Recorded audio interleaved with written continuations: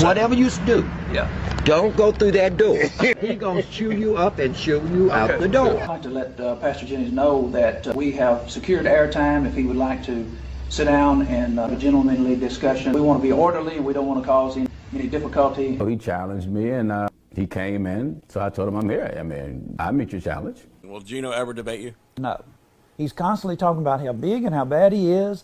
Got a body bag for the last person who was going to debate him. I think his people smell blood, Charles. I have believed that Martinsville and Southern Virginia would be better off without Pastor Jennings, and that was a big mistake. I'm starting to like Pastor Jennings. You know what Finch said? He said, Pastor Jennings loves you. I was ashamed of myself. Whatever you do, Yeah. don't go through that door. He gonna chew you up and shoo you out the door. Can I say something? Okay. What I came to do Now, is tell telling you him. now. What I came to do is tell him, just like last year, we have airtime. If he wants to chew us up in front of the whole county, it's ready. I appreciate a man for certain things. I like to say so, and I appreciate Mr. Jennings for the stands that he takes in areas where other preachers won't stand.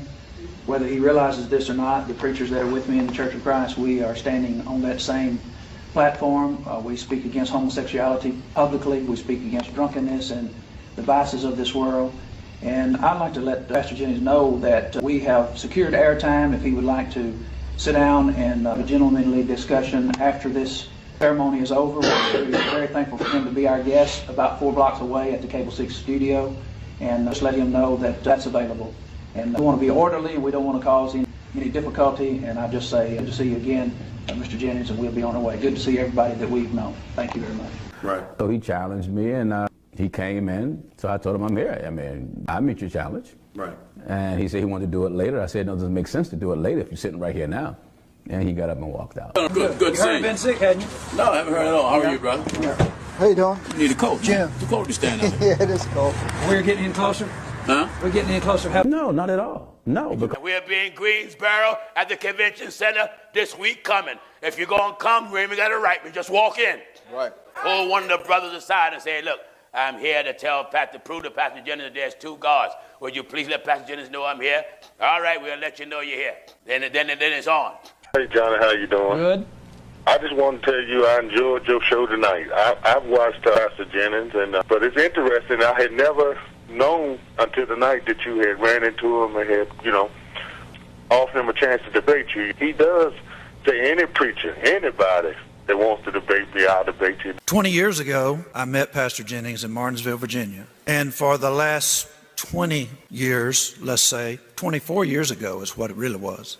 For the last 20 years, I have believed that Martinsville and Southern Virginia would be better off without Pastor Jennings, and that was a big mistake. I made friends with a man named Finch in the Rocky Mount Temple. We started talking, and I told him, I said, I'm starting to like Pastor Jennings. You know what Finch said? He said, Pastor Jennings loves you. I was ashamed of myself. Cut me to the heart. I had let him be my adversary in my mind, and I didn't love him like I should have.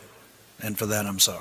I realize that Pastor Jennings loves me, and so I've come to him for help. When me and Pastor Robinson first met, it wasn't on good terms. I didn't know him, and he really didn't know me outside of seeing me on television. And I remember when he first came to the meeting, challenged me, called me out, and I said, you don't have to wait till later, we can take care of business now. And then for years, I didn't attack him too much over the air because I really didn't know what he believed, but I assumed that he believed in what all of the so-called Church of Christ believe, and talking to him, I assumed wrong. And he found out that I was not what perhaps he thought I was. In a moment that left everyone speechless, a well-known pastor broke down in tears while apologizing to Gino Jennings.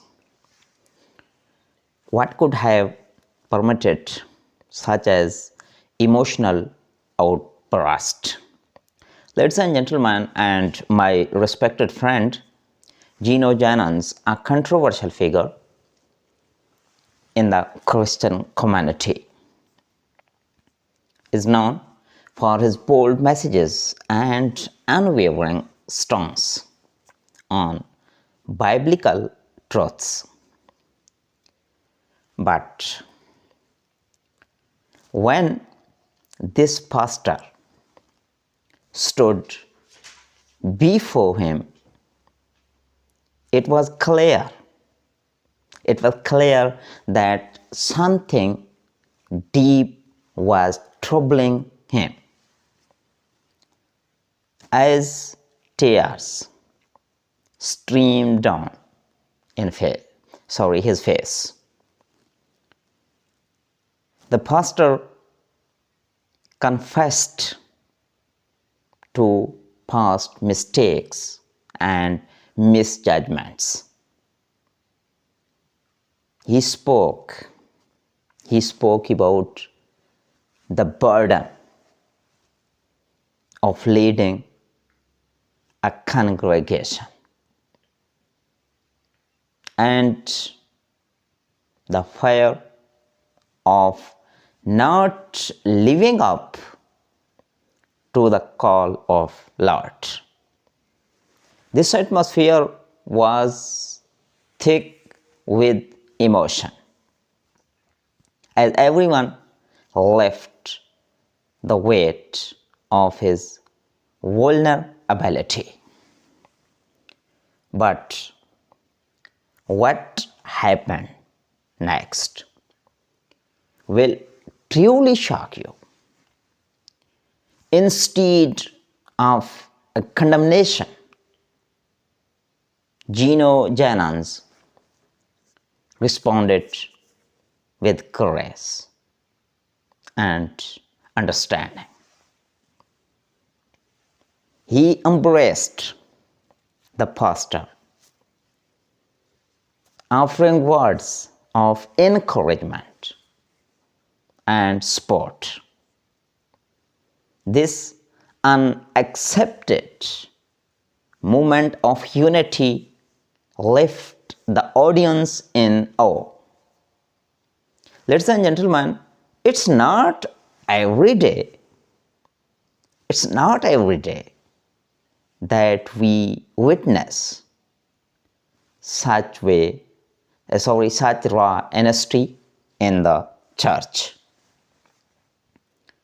This powerful encounter reminds us that even leaders are human, and healing can come through humility and forgiveness. Ladies and gentlemen, thank you for watching this incredible story.